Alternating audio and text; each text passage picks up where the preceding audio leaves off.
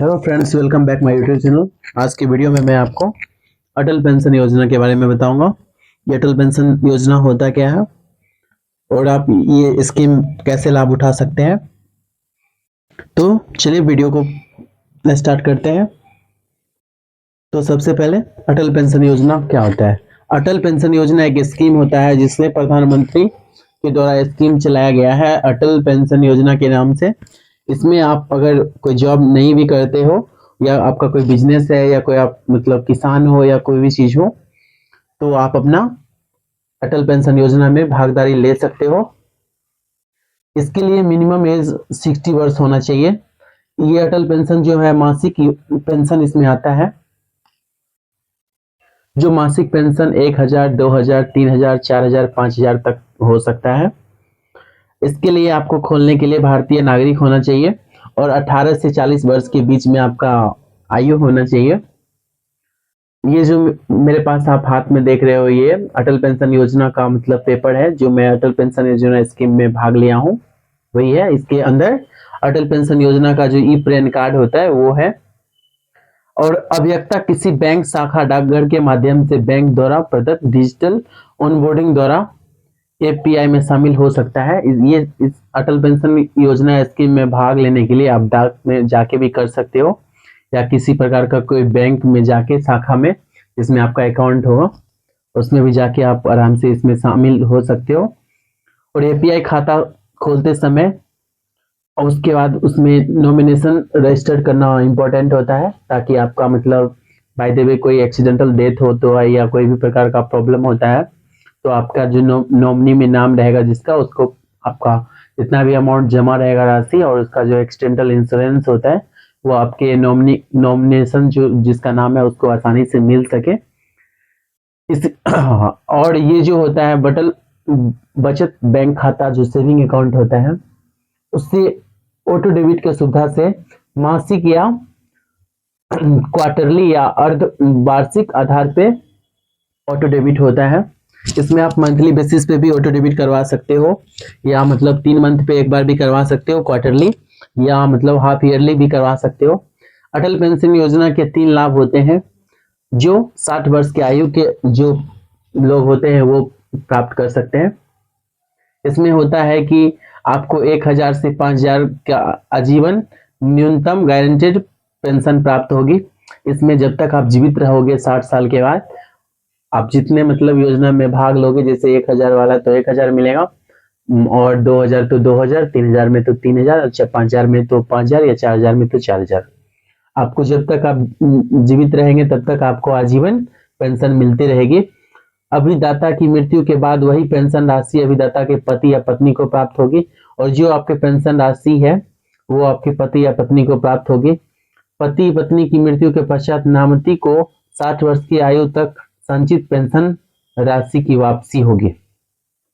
और एपीआई के तहत प्राण लेन देन विवरण और अंशदान, लेन देन विवरणी और प्राण कार्ड को किसी भी समय मतलब आपको देखने के लिए जाकर निःशुल्क एनएसडीएल का वेबसाइट होता है npscra.nsdl.co.in पे जाके आप मतलब देख सकते हो। जैसे होम पेज पे जाना है, उसके बाद अटल पेंशन योजना वाले टैब पे जाना है, उसके बाद प्रिंट एपीआई ई प्रिंट ट्रांजेक्शन स्टेटमेंट व्यू पे जाके आप निःशुल्क इसका ट्रांजेक्शन जो भी हुआ है अपना कार्ड में आप देख सकते हो आसानी से।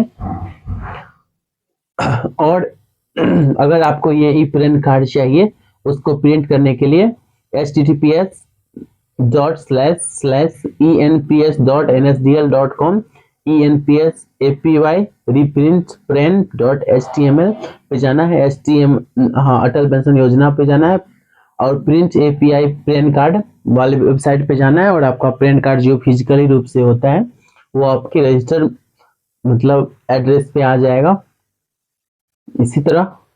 और उसके बाद अब मोबाइल पे जो मैसेज होता है एपीआई अलर्ट, जो आपका मतलब अटल पेंशन योजना अगर आप जब करवा लेते हो शामिल हो जाते हो तो आपका जो पैसा डेबिट होने वाला है तो उसका जो एसएमएस होगा वो आपको पहले ही आ जाएगा। जब डेबिट होने वाला डेट रहेगा उससे 2-3 दिन पहले से ही मैसेज आना शुरू हो जाता है, ताकि आपको किसी प्रकार से मतलब ये मतलब पैसा डेबिट ना हो। ऐसा तो होगा ही नहीं, डेबिट तो होना ही होना है। उसके बाद पेंशन एपीआई के तहत अभिदाता विवरण का संशोधन। अभिदाता को एपीआई अभिदाता संशोधन फॉर्म में वांछित परिवर्तन भरने होंगे और व्यक्तिगत जानकारी जैसे पता, फोन नंबर आदि के संशोधन के लिए उसे एपीवाई एसपी शाखा में आवश्यक दस्तावेजों के साथ जमा करना होगा और फॉर्म को मतलब https.npscra.nsdlco.in पे एनएसडीएल फॉर्म के डाउनलोड किया जा सकता है।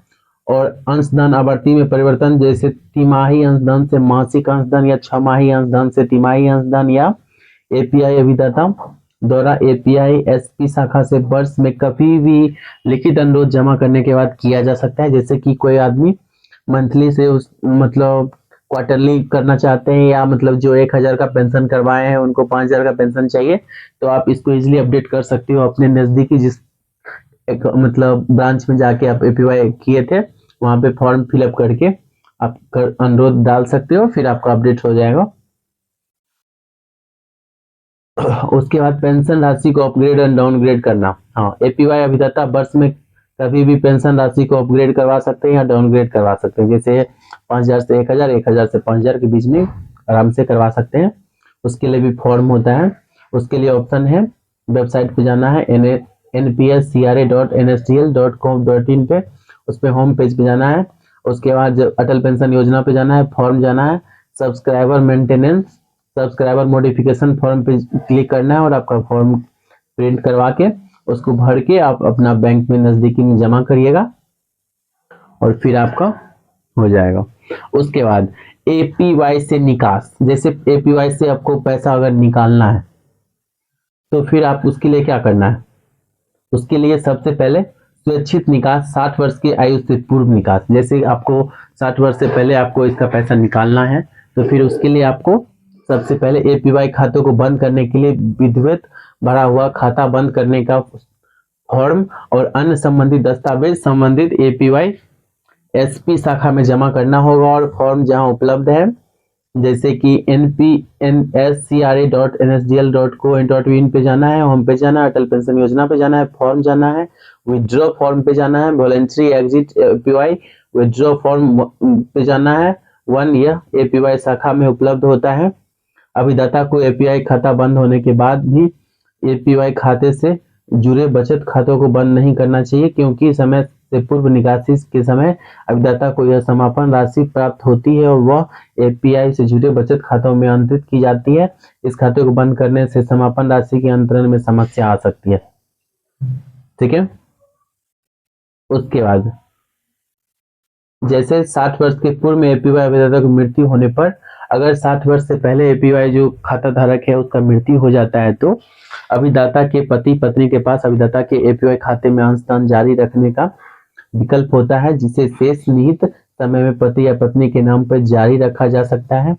और जब तक कि मूल अभिदाता को 60 वर्ष की आयु में पूरी नहीं हो जाती, यदि पति या पत्नी खाते में जारी नहीं रखना चाहते तो उसे केवल अपने स्वैच्छित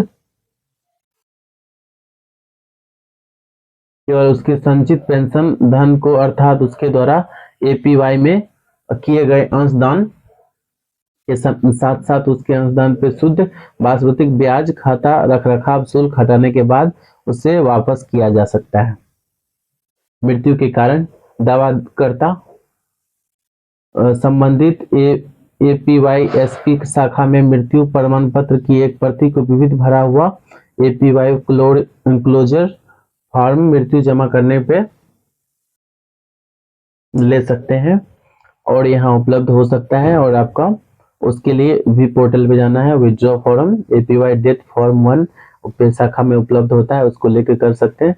और इसका जो मोबाइल का एप्लीकेशन भी होता है एपीवाई मोबाइल एप्लीकेशन, इसमें आप मतलब आपको सारा डिटेल जो अंशदान आप करते हो और कितने भाग में वो रहता है वो सारा डिटेल इसमें आप मोबाइल ऐप पे आराम से दे सकते हो। और किसी प्रकार का इसके रिगार्डिंग जो आपका होता है उसके लिए भी होता है सारा चीज। तो चलिए इसमें आपको मैं अपना ई पैन कार्ड जो मुझे डिलीवर्ड हुआ है मैं आपको दिखा देता हूँ, एपीवाई वाला। तो इन्वेलप को मैं फर्स्ट ऑफ ऑल ओपन कर लेता हूँ। देख सकते हो ये खाली हो चुका है, इसमें कुछ भी नहीं है। यहाँ पे लिखा हुआ है NSDL e governance infrastructure limited Atal pension Yojana central recording agency CRA। यहाँ पे होता है पैन नंबर, यहाँ पे आपका एड्रेस होता है, मोबाइल नंबर होता है। डियर सब्सक्राइबर, देख सकते हो लिखा हुआ है CRA welcome to Atal pension Yojana. CRA takes pleasure to informing that permanent retirement number plan allotment to you. यहाँ प्लान नंबर होता है। और ये सर्विस प्रोवाइडर जो है, मतलब मेरा मतलब एयरटेल पेमेंट बैंक से मैं ओपन करवाया था, खुद से किया था। इसमें मैं कोई अदर फिजिकल डॉक्यूमेंट भी बैंक में जाके जमा नहीं किया, ऑनलाइन प्रोसेस से ही हो गया था। तो एयरटेल पेमेंट बैंक से इजीली कोई भी करवा सकता है अगर आपका अकाउंट है, या नहीं तो कोई अदर अकाउंट भी है, जैसे SBI हो गया, पंजाब नेशनल बैंक, तो ऑनलाइन भी होता है ओपन। API में अप्लाई कर सकते हो, या ऑफलाइन भी बैंक में जाके आसानी से कर सकते हो, या CSP सेंटर से भी कर सकते हो, या आप डाकघर से भी, कहीं से भी APY में अगर आपको करवाना है तो आराम से आप करवा सकते हो। इसमें आपको पैन कार्ड जो होता है उसमें डेट ऑफ बर्थ रहता है, स्पॉन्स नेम होता है, नॉमिनिंग नेम होता है, APY SP नेम होता है, डिजायर पेंशन अमाउंट जो आपको पेंशन मिलेगा, पेंशन स्टार्ट डेट, वो सारा चीज इसमें लिखा होता है। Subscriber master report, the report contains your detail to register with CRA. Your request to verify details notify APY SP bank about the discrepancy observed with respect to detail provided to register with CRA. देख सकते हो CRA मतलब central recording agency to get information related APY accounts and finger trips. इसके लिए download करना है APY mobile app, download the app.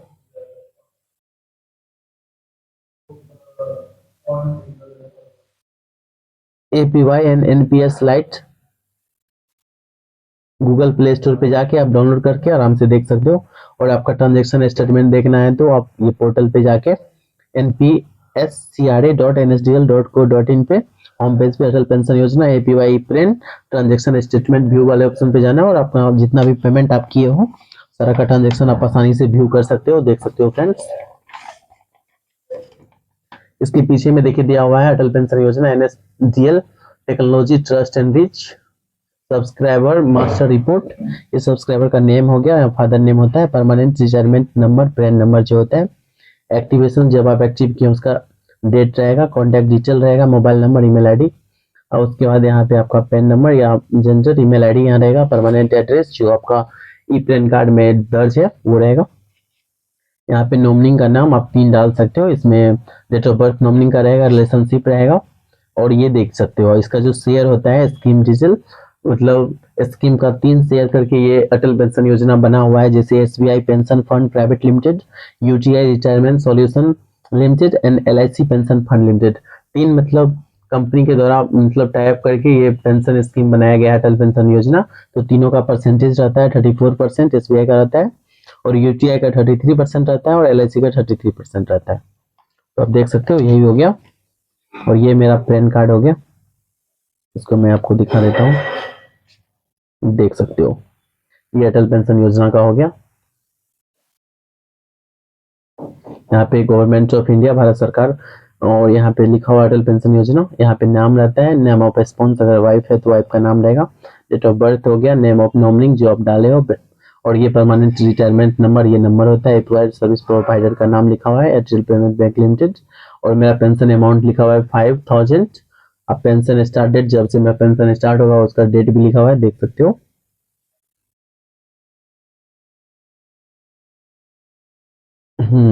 In case the card is lost and found kindly to return to, ये address दिया हुआ है, अगर आपका कार्ड ये लॉस्ट हो जाता है किसी अदर आदमी को मिलता है तो इस एड्रेस पे भेज देना है कार्ड को, देख सकते हो। तो आपको भी अगर अटल पेंशन योजना करवानी है तो 18 साल के एज से ज़्यादा अगर जो भी इंसान है वो कोई भी इजीली करवा सकता है, बैंक में या पोस्ट ऑफिस में या कोई भी CSP सेंटर पे इजीली। तो आप भी अच्छे से करवा सकते हो। और अगर आपको कोई प्रकार का प्रॉब्लम होता है इसके रिलेटेड तो आप कमेंट सेक्शन में जाके बताइएगा, और हमारी इस वीडियो को जरूर लाइक कीजिएगा, और हमारे यूट्यूब चैनल को जरूर सब्सक्राइब कीजिएगा, ताकि आपको अच्छा नॉलेजेबल बैंकिंग रिलेटेड वीडियो आपको मिल सके नया नया। Thank you for watching friends.